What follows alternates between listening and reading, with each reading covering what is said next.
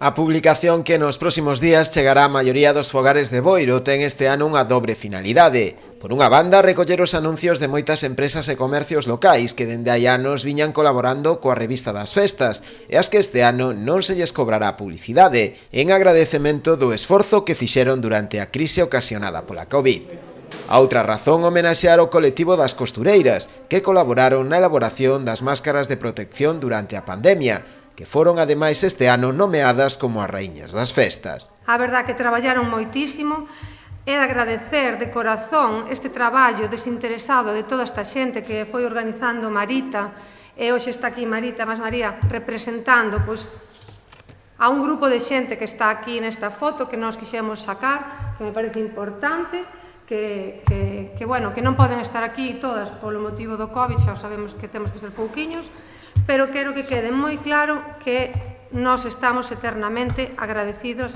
ao labor que fixeron. A ver, aquí houve xente que cortou goma, xente que coseu, xente que andaba de casa en casa recollendo as que son os de protección civil.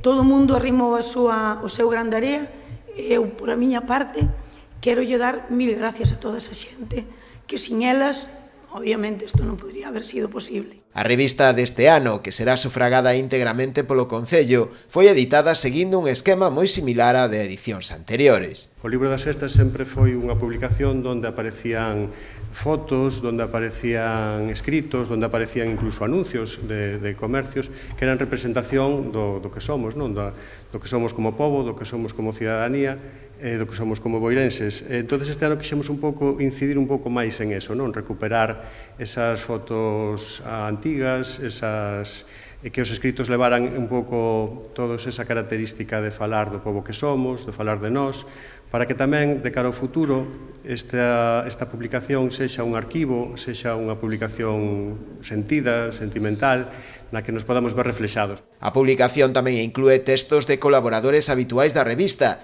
como é o caso de Antón Gallardo, Xosé Manuel Triñanes, Estevo Silva ou Carmen Hermo, entre outros.